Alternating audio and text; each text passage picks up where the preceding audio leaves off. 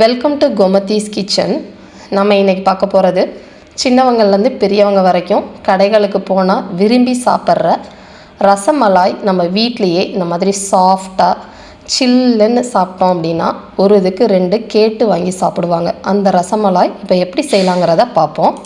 கோமதிஸ் கிச்சனை சப்ஸ்கிரைப் பண்ணாதவங்க சப்ஸ்கிரைப் பட்டனை ப்ரெஸ் பண்ணுங்கள். உடனுக்குடனே அப்டேட் வேணும்னா பக்கத்தில் இருக்க பெல் பட்டனை மறக்காமல் ப்ரெஸ் பண்ணிக்கோங்க. இப்போ ரசமலாய் செய்கிறதுக்குன்னு பார்த்தீங்கன்னா ஒரு 2 லிட்டர் ஹோல் மில்க் வாங்கி நான் காய்ச்சிக்கிட்டு இருக்கேன்.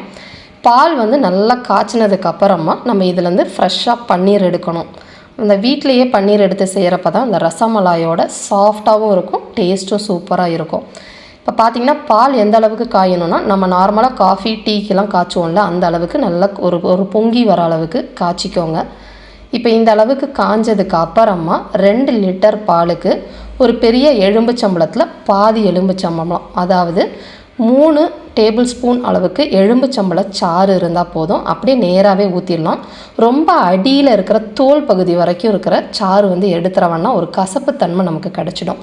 இப்போ ஊற்றிட்டு கொஞ்சம் நேரம் கலந்து கொடுத்துட்டே இருந்தீங்கன்னா, அதிகமாக நீங்கள் ஊற்ற வேணாம். இதுலேயே பார்த்தீங்கன்னா கொஞ்சம் நேரத்துலேயே சட்டுன்னு நமக்கு பன்னீர் இந்த மாதிரி தெளிஞ்சு வந்துடும். அடுப்பை நீங்கள் கொதிக்கலாம் வைக்கணும்னு அவசியம் இல்லை.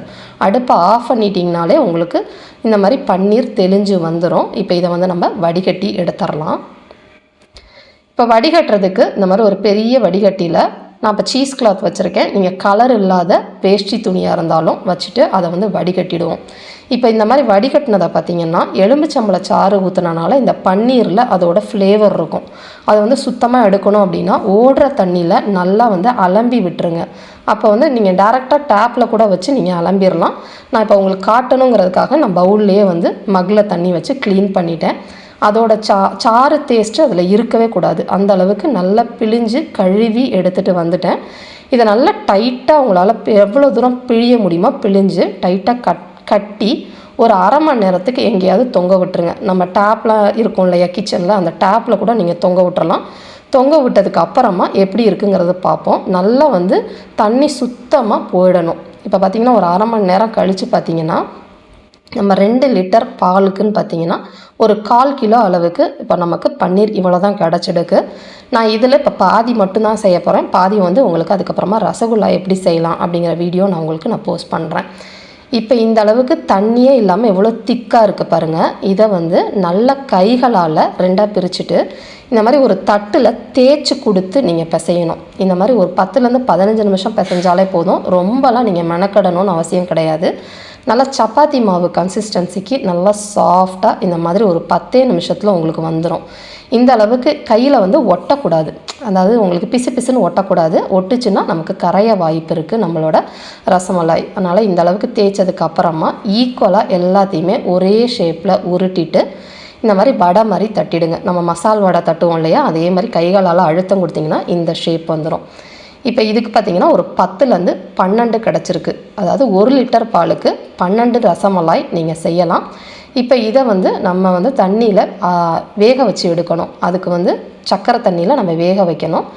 இது பார்த்திங்கன்னா நல்லா அகலமான பாத்திரமாக எடுத்துக்கோங்க. ரொம்ப குறுகலாக எடுத்துக்கிட்டிங்கன்னா இந்த இருக்கிற சைஸ் டபுள் சைஸாக மாறும். அப்போ இடம் இல்லாமல் ஒன்றோட ஒன்று உரசிக்க ஆரம்பிச்சிடும். அதனால் அகலமான பேனில் இப்போ நான் 7 கப் அளவுக்கு தண்ணி ஊற்றிருக்கிறேன்.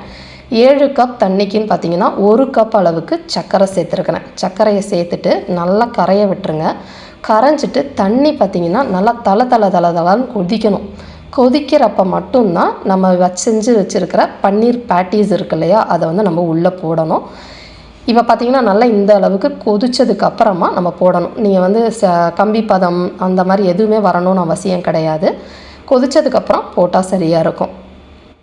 இதை எவ்வளோ நேரம் வேக வைக்கணும்னா அதிகமான தீயில் 10 நிமிஷமும் குறைந்த தீயில் 5 நிமிஷமும் வெந்தால் போதும். நல்லா இப்போ போட்டிருக்க சைஸ் பார்த்திங்கன்னா 2 சைஸாக நமக்கு மாறி இருக்கும். அந்த அளவுக்கு பெருசாக வந்திருக்கும். ஒரு 10 நிமிஷம் நம்ம அதிகமான தீயில் வேக வச்சுருக்கோம் இல்லையா, அந்த அளவுக்கு வெந்ததுக்கு அப்புறமா நம்ம கரண்டியால் கட்டைக்கரண்டி மாதிரி வச்சுக்கோங்க, ஷார்ப்பாக எட்ஜஸ் இல்லாமல். எல்லாத்தையும் கொஞ்சம் இந்த மாதிரி மெதுவாக திருப்பி போட்டுருங்க. கண்டிப்பாக உடையாது உங்களுக்கு. திருப்பி போட்டுட்டு மிதமான தீயில் ஒரு 5 நிமிஷம் எடுத்து வச்சாச்சு. இதுக்கு இப்போ நம்ம மலாய் செய்யணும். மலாய்க்கு பார்த்திங்கன்னா 1 லிட்டர் பாலுக்கு நம்ம பன்னீர் எடுத்து வச்சுருக்கோம். இப்போ இதுக்கு வந்து நான் ஒரு 1.5 லிட்டர் அளவுக்கு பால் எடுத்திருக்கேன். 1.5 லிட்டர் பாலை 3/4 லிட்டர் அளவுக்கு நமக்கு திக்காகணும். அந்த அளவுக்கு மலாய் திக்காகி வரட்டும். அதுவும் உள்ள நம்ம வச்சுருக்க பேட்டியை வந்து ஆற வைக்கணும். இது கொதிச்சுக்கிட்டு இருக்க நேரத்துக்குள்ளே நம்ம அதை ஆற வச்சிடலாம். இதை நம்ம வந்து பிழிஞ்சு எடுக்கணும் இல்லையா, இவ்வளோ சூடோடு இருந்தால் நம்மளால் பிழிய முடியாது. அதனால் ஒரு பேனில் ஐஸ் க்யூப்ஸை போட்டு அது மேலே தண்ணியை ஊற்றிட்டு அதில் வந்து இந்த நம்ம வச்சுருக்க அந்த தண்ணி சக்கரை தண்ணி இருக்கு இல்லையா, அதில் போட்டுட்டு இந்த பேட்டிஸ்லாம் அதில் போட்டு கொஞ்சம் நேரம் ஆற விட்டுட்டிங்கன்னா டக்குன்னு நமக்கு சில்லுன்னு ஆயிரும். மலாய் ரெடி ஆகிறதுக்குள்ளே சில்லுன்னு ஆகணுங்கிறதுக்காக தான் நம்ம இதை பண்ணியிருக்கிறோம். இப்போ இதுக்குள்ளே பார்த்திங்கன்னா நமக்கு பாதியாக பாலும் சுண்டி வந்துருச்சு. 3/4 லிட்டர் ஆன பாலுக்கு 3/4 கப் அளவுக்கு சர்க்கரை சேர்த்துருக்கிறேன். இனிப்பு வந்து உங்களோட விருப்புக்கு தகுந்தவாறு கூட குறைச்சி சேர்த்துக்கோங்க. கலர் இதுக்கு சேர்க்க போகிறது கிடையாது. நான் முழுக்க குங்குமப்பூ தான் சேர்க்க போகிறேன்.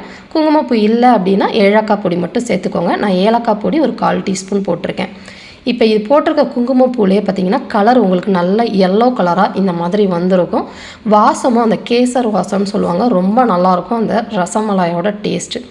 இப்போ ஆறின பேட்டிஸை இந்த மாதிரி கைகளால் அழுத்தம் கொடுத்து அந்த தண்ணியெல்லாம் பிழிஞ்சு எடுத்துடணும். தண்ணியோடு இருந்துச்சு அப்படின்னா மலாய் வந்து நீத்துட்டு போன மாதிரி ஆகிடும். அந்த இனிப்பு சுவை உங்களுக்கு உள்ளே இறங்காது. இந்த அளவுக்கு பிழிஞ்சதுக்கு அப்புறமா இப்போ எடுத்து வச்சுருக்கிற மலாயில் நட்ஸு, அதாவது பாதாம், பிஸ்தா, முந்திரி பருப்பெல்லாம் பொடி பொடியாக கட் பண்ணி உங்களுக்கு எவ்வளோ பிடிக்குமோ அதுக்கேற்ற மாதிரி சேர்த்துக்கோங்க. சேர்த்து நல்லா கலந்துட்டு இப்போ அதை வந்து அதில் ஊற்றிடலாம். சூடாகவே ஊற்றலாம், ஒன்றும் பிரச்சனை இல்லை. இதுக்கு மேலே நான் வந்து பிஸ்தாவை துருகிறத வச்சு துருவிட்டிங்க பார்த்தீங்கன்னா அந்த டெக்கரேஷன் நல்லாயிருக்கும், பார்க்குறதுக்கு நல்லாயிருக்கும். மேலே கொஞ்சம் குங்குமப்பூ போட்டுக்கோங்க. இது நல்லா 2 மணி நேரம் 3 மணி நேரம் சில்லுன்னு ஃப்ரிட்ஜில் வச்சுட்டு அதுக்கப்புறமா எடுத்து சர்வ் பண்ணுங்கள். ரொம்ப சூப்பரான டேஸ்டியான ரசமலாய் 1 மணி நேரத்தில் நீங்கள் 12 பேட்டிஸ் வீட்லேயே ரொம்ப சூப்பராக ரெடி பண்ணிடலாம். இதே மாதிரி அளவுகளோடு நீங்களும் செஞ்சு பாருங்கள். செஞ்சு பார்த்துட்டு எப்படி இருக்குது அப்படிங்கிறத கமெண்ட் பண்ணுங்கள். வீடியோ பிடிச்சிருந்துச்சு அப்படின்னா லைக் பண்ணுங்கள், ஷேர் பண்ணுங்கள். மறக்காமல் சேனலை சப்ஸ்கிரைப் பண்ணி வச்சுக்கோங்க. தேங்க்ஸ் ஃபார் வாட்சிங்.